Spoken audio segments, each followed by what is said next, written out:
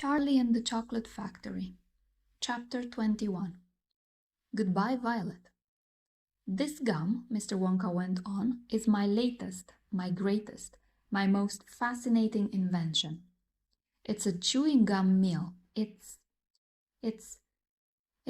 that tiny little strip of gum lying there is a whole three-course dinner all by itself. What sort of nonsense is this? Said one of the fathers. My dear sir, cried Mr. Wonka, when I start selling this gum in the shops, it will change everything. It will be the end of all kitchens and all cooking. There will be no more shopping to do. No more buying of meat and groceries. There'll be no knives and forks at mealtimes. No plates, no washing up, no rubbish, no mess. Just a little strip of Wonka's magic chewing gum. And that's all you'll ever need at breakfast, lunch, and supper. This piece of gum I've just made happens to be tomato soup, roast beef, and blueberry pie. But you can have almost anything you want. What do you mean it's tomato soup, roast beef, and blueberry pie? Said Violet Beauregard. If you were to start chewing it, said Mr. Wonka, then that's exactly what you would get on the menu. It's absolutely amazing. You can actually feel the food going down your throat and into your tummy, and you can taste it perfectly, and it fills you up. It satisfies you. It's terrific. It's utterly impossible, said Veruca Salt. Just so long as it's gum, shouted Violet Beauregard. Just so long as it's a piece of gum and I can chew it, then that's for me. And quickly she took her own world record piece of chewing gum out of her mouth and stuck it behind her left ear. Come on, Mr. Wonka, she said. Hand over this magic gum of yours and we'll see if the thing works. Now, Violet, said Mrs. Beauregard, her mother, let's do anything silly, Violet. I want the gum, Violet said obstinately. What's so silly? I would rather you didn't take it, Mr. Wonka told her gently. You see, I haven't got it quite right yet. There are still one or two things. Oh, to blazes with that, said Violet, and suddenly, before Mr. Wonka could stop her, she shot out a fat hand and grabbed the stick of gum out of the little drawer and popped it into her mouth. At once, her huge, well-trained jaws started chewing away on it like a pair of tongs. Don't, said Mr. Wonka. Fabulous, shouted Violet. It's tomato soup. It's hot and creamy and delicious. I can feel it running down my throat. Stop, said Mr. Wonka. The gum isn't ready yet. It's not right. Of course it's right, said Violet. It's working beautifully. Oh my, what lovely soup this is. Spit it out, said Mr. Wonka.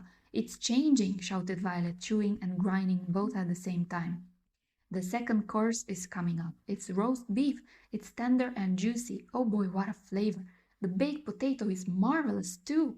It's got a crispy skin and it's all filled with butter inside. But how interesting, Violet, said Mrs. Beauregard. You are a clever girl. Keep chewing, baby, said Mr. Beauregard. Keep right on chewing. This is a great day for the Beauregards. Our little girl is the first person in the world to have a chewing gum meal. Everybody was watching Violet Beauregard as she stood there chewing this extraordinary gum. Little Charlie Bucket was staring at her absolutely spellbound, watching her huge rubbery lips as they pressed and unpressed with the chewing, and Grandpa Joe stood beside him, gaping at the girl. Mr. Wonka was wringing his hands and saying, No, no, no, no, no, it isn't ready for eating, it isn't right, you mustn't do it. Blueberry pie and cream, shouted Violet. Here it comes. Oh my, it's perfect, it's beautiful, it's exactly as though I'm swallowing it. It's as though I'm chewing and swallowing great big spoonfuls of the most marvelous blueberry pie in the world. Good heavens, girl, shrieked Mrs. Beauregard suddenly, staring at Violet. What's happening to your nose? Oh, be quiet, mother, and let me finish, said Violet. It's turning blue, screamed Mrs. Beauregard. Your nose is turning blue as a blueberry. Your mother is right, shouted Mr. Beauregard. Your whole nose has gone purple. What do you mean? Said Violet, still chewing away. Your cheeks, screamed Mrs. Beauregard. They're turning blue as well. So is your chin. Your whole face is turning blue. Spit that gum out at once, ordered Mr. Beauregard.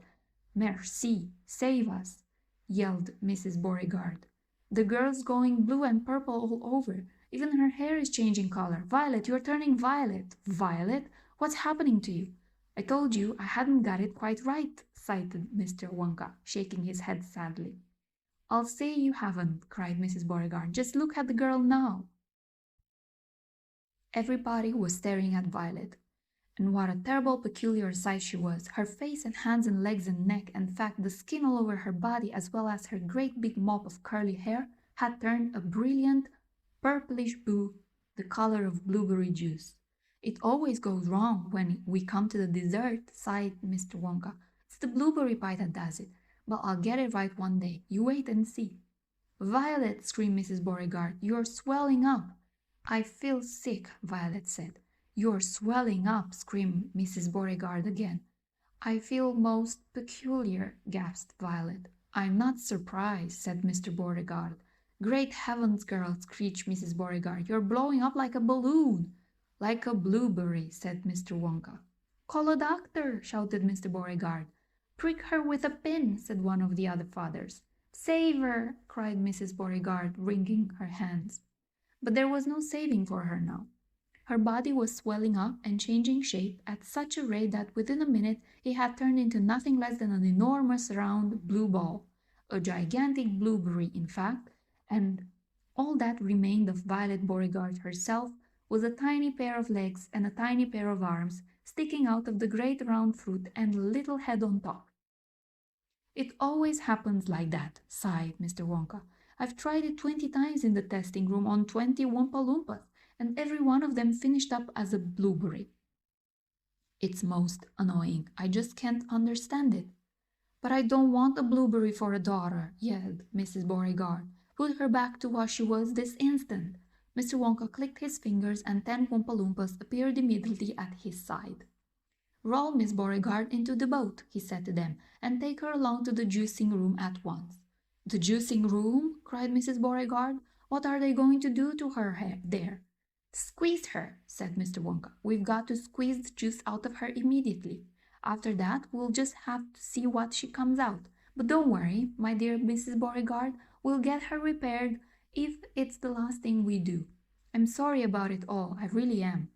Already, the 10 Wumpa Loompas were rolling the enormous blueberry across the floor of the inventing room towards the door that led to the chocolate river where the boat was waiting. Mr. and Mrs. Beauregard hurried after them. The rest of the party, including little Charlie Bucket and Grandpa Joe, stood absolutely still and watched them go. Listen, whispered Charlie. Listen, Grandpa, the Wumpa Loompas in the boat outside are starting to sing. The voices, 100 of them singing together, came loud and clear into the room. Dear friends, we surely all agree there's almost nothing worse to see than some repulsive little bum who's always chewing gum. It's very near as bad as those who sit around and pick the nose. So please believe us when we say that chewing gum will never pay. This sticky habit's bound to send the chewer to a sticky end. Did any of you ever know a person called Miss Bigelow? This dreadful woman saw no wrong in chewing all day long. She chewed while bathing in the tub, she chewed while dancing at her club, she chewed in church and on the bus. It really was quite ludicrous. And when she couldn't find her gum, she'd chew up the linoleum, or anything that happened near, a pair of boots, the postman's ear, or other people's underclothes. And once she chewed her boyfriend's nose. She went on chewing till at last her chewing muscles grew so vast that from her face her giant chin stuck out just like a violin. For years and years she chewed away, consuming 50 bits a day, until one summer's eve, alas, a horrid business came to pass. Miss Bigelow went late to bed. For half an hour she lay and read, chewing and chewing all the while, like some great clockwork crocodile. At last she put her gum away upon a special little tray, and settled back and went to sleep. She managed this by counting sheep, but now how strange, although she slept, those massive jaws of hers still kept on chewing through the night, even with nothing there to bite. They were, you see, in such a groove, they positively had to move, and very grim it was to hear, in pitchy darkness loud and clear, this sleeping woman's great big trap, opening and shutting, snap, snap, snap, faster and faster, chop, chop, chop. The noise went on, it wouldn't stop, until at last her jaws decide to pause and open extra wide. And with the most tremendous chew, they bit the lady's tongue in two. Thereafter, just from chewing gum, Miss Bigelow was always dumb, and spent her life shut up in some disgusting sanatorium.